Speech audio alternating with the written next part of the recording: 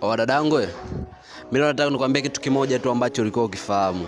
Kama kweli una uhakika mwaka 2025 umelala na wanaume karibia 100. Dadangu, nisikufiche tu. Yaani fikapo 2026, dadangu, mafanikio yako yako 5% tu. Kama kweli una uhakika kabisa umelala na wanaume karibia 100 au 90 au 70 au ngapi, sijui 60. Dadangu, 2026 mafanikio yako yani 4% au 5 kabisa, nayaona kabisa. Ila wewe dadangu, kama kweli una uhakika mwaka 2025 umelala na wanaume karibia 10 au chini ya 10, yani kama 7 sijui 5 3, dadangu, ubarikiwe. Sema amina.